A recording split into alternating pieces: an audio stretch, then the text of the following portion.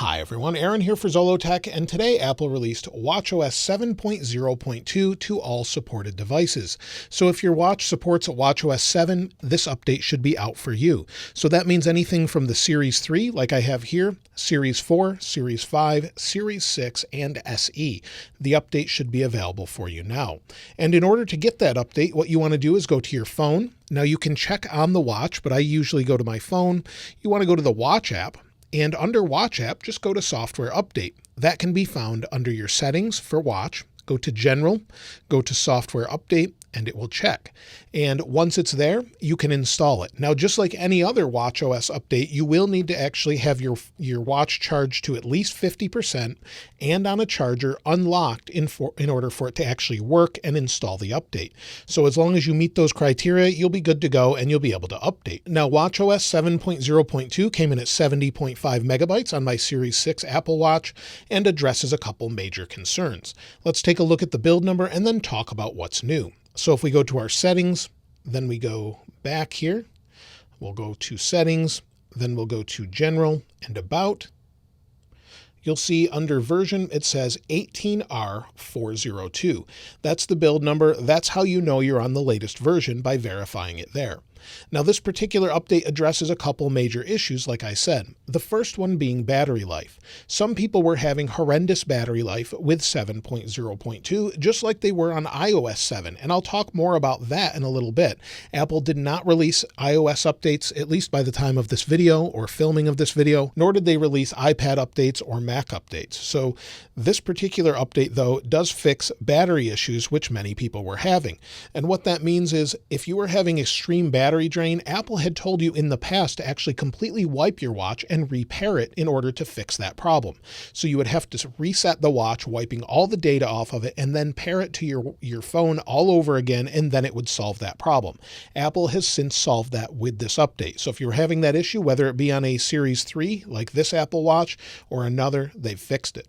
Another thing they've fixed is ECG. In fact, I know someone that has this problem. They updated, they got a new watch, connected it to their phone, and ECG did not show up. It wasn't even an option in their apps. So you'll see I have ECG here.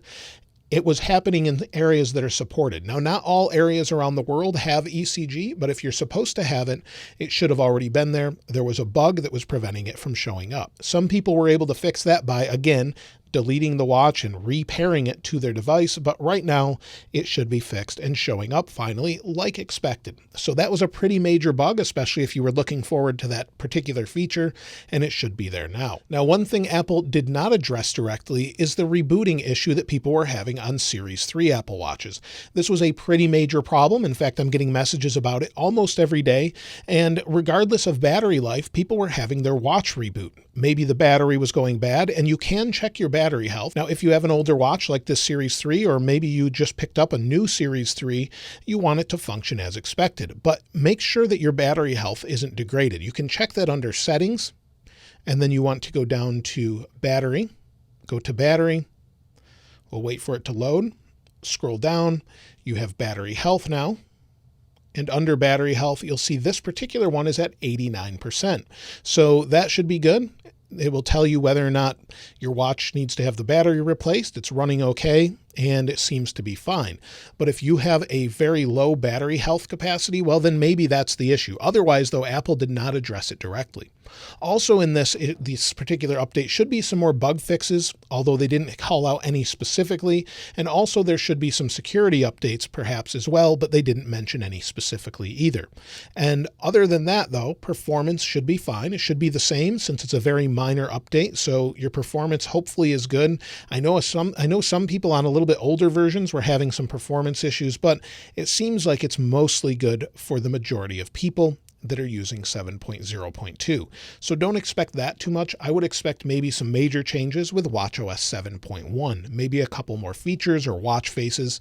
And speaking of watch faces, a lot of people have asked me, what is this watch face? And this is actually part of an app that allows you to create it under Lumi. So this is a purchased app that fills in golden hour, which golden hour refers to sunset and sunrise when you want to take your photos or videos. It tells you exactly when that is and tells you how soon or how far away it is. So it's a nice little app. And then of course it has other complications you can see below. And so that's all this is. It's a really nice Apple Watch face. I like it a lot, so I've been using it. Now, as far as iOS 14.0.2, well, I'm not sure that Apple's actually even going to release it at this point. Apple's event is tomorrow, where they're going to show off the new iPhones, and we're not really expecting any major update, maybe a fix for a couple things, but Apple has not said if they're going to release 14.0.2 or 14.1. Many people suspect iOS 14.1 with the release of iPhone 12, so maybe we'll see a minor fix tomorrow where they actually release it and they fix that battery issue just like they did today with Apple Watch. Hopefully we'll see that soon, but we really don't have any information on that at this particular time. So hopefully we see that. I'm not really sure, but let me know what you're looking forward to most in the comments below. Now, if you've found any new features with this particular update, let me know in the comments below. And if you'd like to get your hands on this wallpaper, of course, I'll link it in the description like I normally do. If you haven't subscribed already, though, please subscribe. And if you enjoyed the video, please give it a like. As always, thanks for watching. This is Aaron. I'll see you next time.